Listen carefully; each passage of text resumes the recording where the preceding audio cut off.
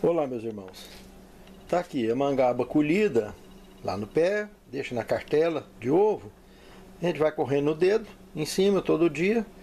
Aqui madurou, a gente vem, traz para cá, aqui na peneira, a gente passa e lá de baixo tá aí a massa. Essa massa coloca no saquinho e ela se transforma numa polpa maravilhosa. Aí está. Depois dela ensacada e congelada, fica assim.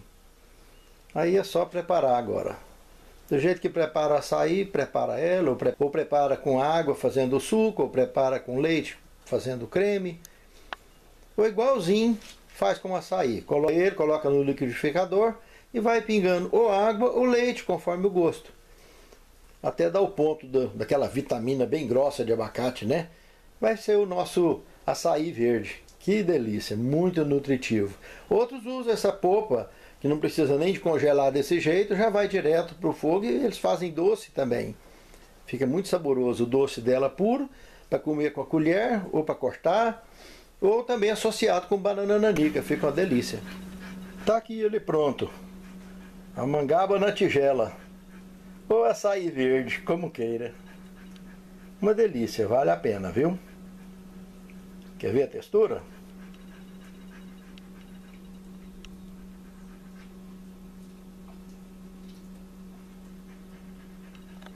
Uma delícia. Olá, meus irmãos, minhas irmãs. É uma satisfação enorme revê-los através do estudo da Palavra de Deus. Eu gostaria, antes de nós começarmos a estudar essa lição, de convidá-los para uma palavra de oração. Santo Deus, muito obrigado, Senhor, por este momento tão nobre em nossas vidas, aonde podemos falar contigo, abrir o nosso coração e suplicar de Ti a Tua direção para abrir a Tua palavra e poder estudar, buscar nela o sustento para a nossa fé. Nos capacite, nos oriente, nos conduza, prepare-nos para o Teu reino, capacite-nos ao cumprimento da missão que Tu tem confiado a cada um de nós. É o que Te suplicamos agradecidos em nome de Jesus. Amém, Senhor. Esther e Mordecai. Uma lição bacana que nós temos hoje. Aqui nós temos Isaías 49:6, que diz o seguinte: farei também com que você seja uma luz para os gentios, para que você seja a minha salvação até os confins da terra. Esse texto de Isaías, em se tratando da pessoa de Cristo, como essa luz que alimenta as luzes do mundo, que sou eu e você, está mostrando um Deus absoluto, porque Cristo é absoluto. Cristo é eterno. E Cristo, como eterno, tanto para quem viveu no passado, tanto para quem vive hoje, como para quem vai viver daqui a algum tempo, Ele é o mesmo Deus. Todos estão diante dos seus olhos. E Ele é a razão de nós buscarmos sermos pessoas de bem, como também levar essa mensagem de ser pessoas de bem em Cristo, ser luz no mundo, levar isso a outras pessoas. Porque quando nós nascemos nesse mundo, nascemos como pessoas caídas. Vivemos no mundo como mortal. E temos a promessa de nos recuperarmos. Porque Cristo nos recupera. E Ele nos prepara para nos devolver a condição de seres que viverão eternamente, como é o projeto original de Deus. Deus não criou ninguém para morrer. Tudo que Deus fez é a sua imagem e semelhança. Ele fez para viver eternamente, nada para morrer. Morte é uma consequência do pecado. E quando nós somos chamados de luz, é porque luz é luz sempre. A luz elimina as trevas. A luz é sinal de vida. E aqui essa história que nós estamos estudando hoje, a história de Esther e Mordecai, nos leva ao segundo tema, mostrando cativo em uma cultura estrangeira. Nós estamos falando aqui de um período, irmãos, que a Babilônia tinha caído recentemente e durante uns 3 anos e pouco só, foi o período que a Medo-Pérsia dominou dentro do período do cativeiro de fato bíblico, profetizado pelo profeta Jeremias, que era de 70 anos. Ou seja, 67 anos aproximadamente é o período em que Babilônia dominou sobre os judeus. E a Medo-Pérsia derrubou Babilônia nos dias do rei Belsazar, neto de Nabucodonosor, quem assumiu o trono após a morte de Nabucodonosor. Nos dias desse rei, a Babilônia caiu e a Medo-Pérsia assumiu o comando mundial. Então o período de domínio da Medo-Pérsia em cima do cativeiro babilônico foi muito curto, mas tenso, muito tenso. Porque aqui mesmo teve uma razão que inclusive conta-se alguns estudiosos que esse Mardoqueu fez parte dos guias que conduziram a Medo-Pérsia pelos canais certos para poder conseguir infiltrar-se e invadir o reino babilônico, a cidade de Babilônia. E aqui então, já dentro ainda desse período, que agora está governando esse Assuero, acontece uma história interessante. Como eu disse, Mardoqueu, esse camarada era primo de Esther. Quando os pais dela morreu, aqueles primos bem mais velhos, ele adotou essa menina, criou ela como se fosse filha dele. E aqui já no cenário já apresenta eles na região de Suzã, uma cidade do reino Medo-Persa, e é onde se desenrola essa história aqui que nós estamos estudando.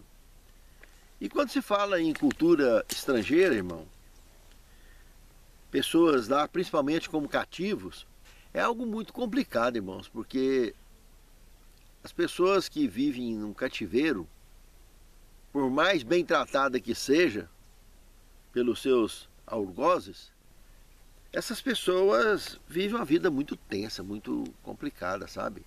E numa cultura estrangeira nem se fala.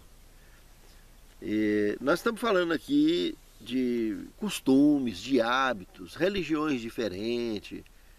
E essas diferenças aumentam muito a tensão de quem já vive no cativeiro. Não só aqui, quando a gente olha para trás, Daniel, assim que foi para o cativeiro babilônico, ele, seus companheiros e toda a nação judaica que foi levada ao cativeiro por Nabucodonosor, há cerca de 66, 67 anos antes disso aqui acontecer, dessa história de hoje, nós estamos falando de uma nação inteira, que viajaram cerca de 1.650 quilômetros a pé, até chegar no reino babilônico. E foi classificada a população toda judaica, os nobres foram para a região da cidade, né? E os mais humildes foram levados para os campos, para trabalhar nas roças e nas minas de carvão, minas de minério e coisas do gênero. Foi trabalhar como escravo mesmo. E os nobres foram sendo tratados como nobres, mas cativos. Então é muito rigoroso a forma com que eles sobreviveram dentro desses cativeiros. E antes disso aqui, teve o cativeiro egípcio, dentre outros também. Então a vida num cativeiro é muito tensa, em cultura estrangeira nem se fala, irmãos. É muito dureza, muito difícil. Precisa de muita conexão com Deus para poder vencer. Daniel e seus companheiros, temos histórias bíblicas aqui incríveis de situações que eles enfrentaram e venceram. Nós temos no terceiro tema, vivendo num palácio estrangeiro. Aqui nós podemos olhar tanto a vida do profeta Daniel e de seus companheiros, como também a vida de Esther, essa personagem do estudo dessa semana. Esses indivíduos foram luz do mundo, mas uma luz de forma dinâmica. Por que dinâmica? Porque elas estiveram próximos aos reis que tinham domínio mundial. Então a influência delas nesses monarcas atingiria de forma muito expressiva o mundo todo, porque eles dominavam o mundo, eles davam ordens que se estendia sobre o reino dominado, que aqui nós estamos falando de governo mundial daquela época. As regiões dominadas por esses grandes reinos naqueles dias. Então se tornava muito dinâmica a influência dessas pessoas, tipo Daniel, dos seus amigos e de Esther aqui, que trazia condições de, ou de certa forma, de minimizar a tensão do cativeiro, ou de piorar a situação do cativeiro. Então, dependia muito da relação deles. E esses indivíduos que nós estamos citando, Daniel, seus companheiros, e Esther aqui no caso, esses personagens foram de fato pessoas de muita fé e de muita referência. Mardoqueu também.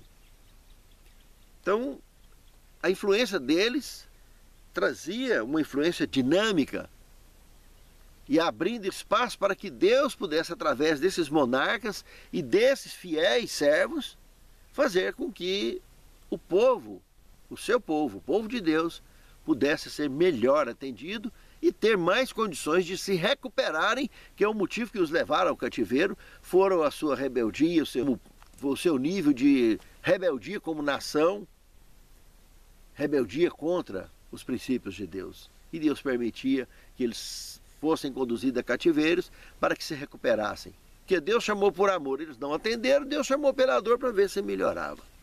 E quem sabe recuperava alguns, né? E sempre deu certo. No quarto tema, o testemunho fiel de Mordecai.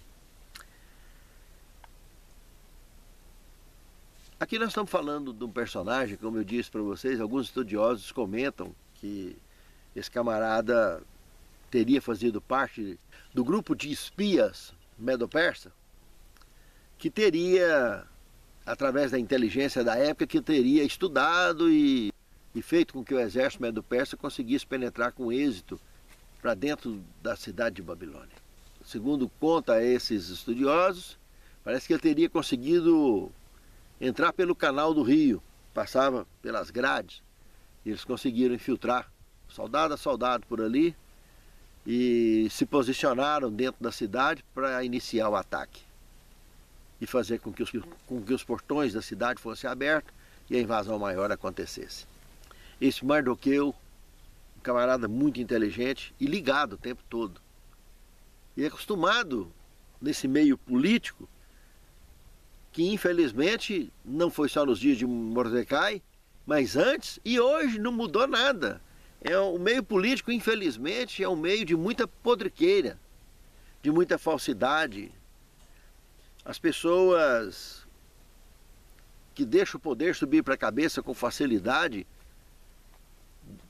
deixam com que o egoísmo governe de forma tão estranha que eles não têm dó e nem piedade da nação. E a coisa se complica muito, porque são raríssimos os envolvidos nesse meio político que conseguiram ser destaque, que conseguem até hoje ser destaque como pessoas de bem, como pessoas de fato que atuam com profissionalismo e com retidão plena. É coisa rara. E ele, sendo uma pessoa que vivia nesse meio, Mordecai, ele estava sempre ligado a tudo. E ele descobriu uma trama de assassinar o rei. E usou exatamente a rainha Esther para que a rainha acessasse o rei e ele criasse a situação adequada de investigação e apuração desse fato, que foi verdadeiro e terminou com êxito, com a execução dos responsáveis por essa trama.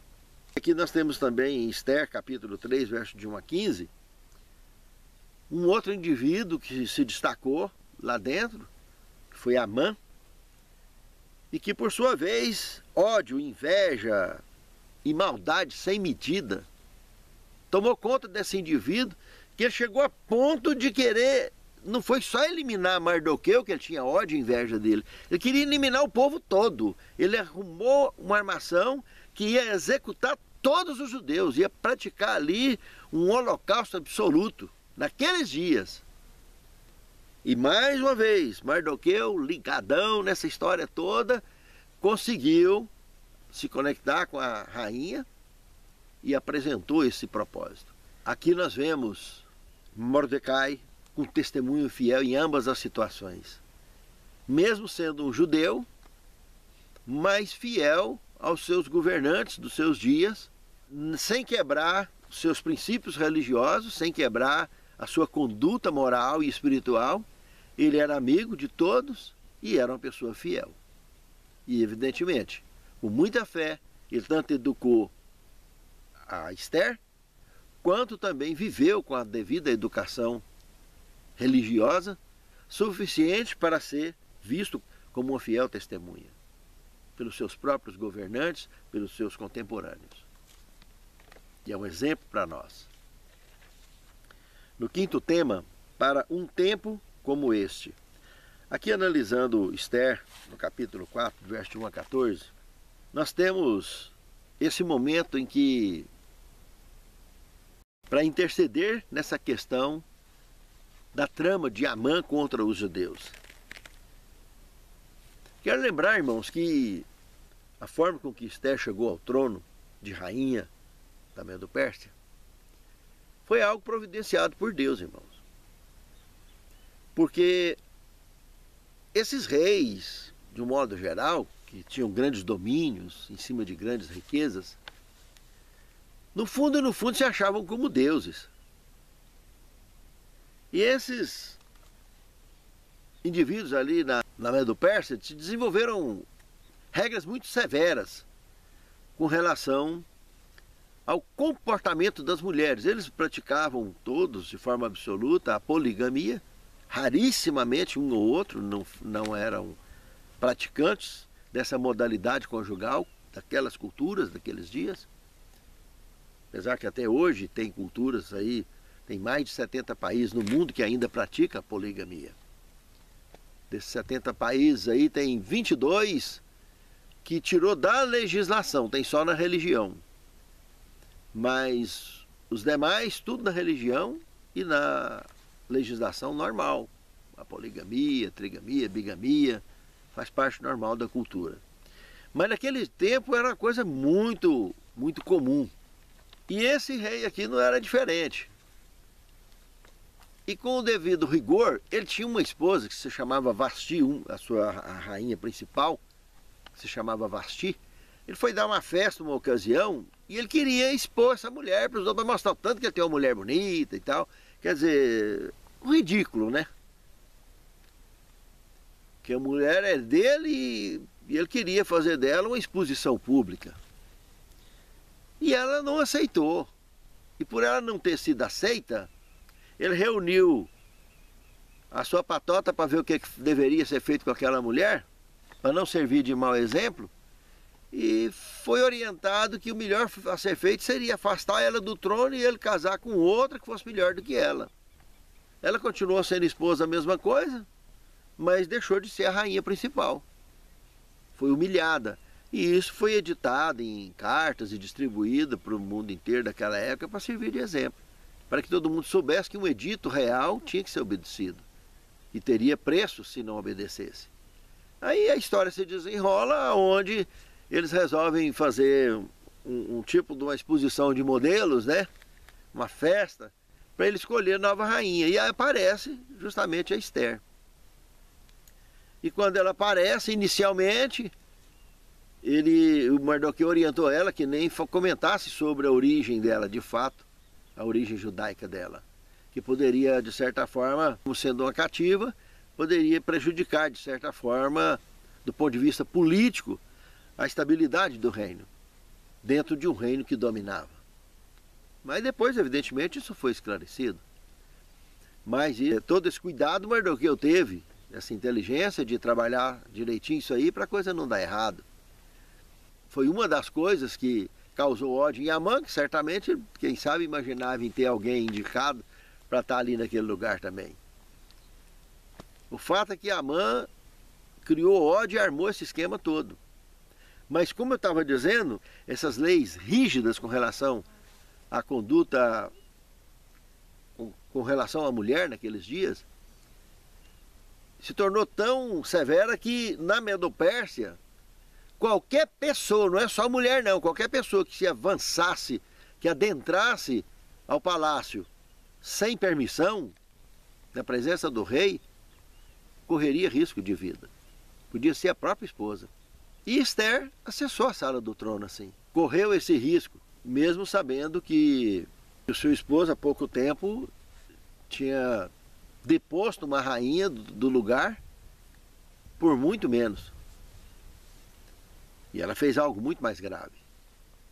Mas ela foi, e foi usada com inteligência plena e com a bênção plena do Senhor a convencer o rei de todos os passos dessa próxima investigação e conduzir ao devido êxito, porque esbarrou exatamente no sexto tema, o milagre do Purim, que mostra que Esther 9, de 1 a 12, analisando o contexto todo, não só aqui, mas no livro de Esther de um modo geral, a gente pode concluir que leis, decretos, editos reais eram imutáveis. Então precisaria, para quebrar essa situação de impedir um edito legal que o Amã tinha conseguido dele, a autorização, o selo real, autorizando a execução dos judeus. Para reverter isso aí, mesmo o rei sabendo que ele foi enganado, não podia reverter. Ele tinha que criar uma outra forma de resolver essa parada sem reverter o edito legal. Não podia ser feito isso. E aí ele criou uma estratégia. Deus orientou a forma de fazer. Não, vamos armar todo o povo judeu e preparar eles para eles se defenderem. Porque a hora que eles avançar para fazer isso, vai uma guarnição do exército, que não é tão grande, que vai conduzir hipoteticamente ovelhas ao matadouro. Mas eles estando preparados, eles agirão e conseguirão, evidentemente, se defender à altura. E não deu menos. De fato, a caça virou contra o caçador.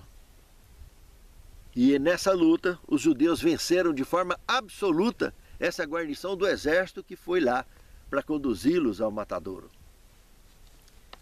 E isso se tornou uma festa conhecida como o Purim, o milagre do Purim.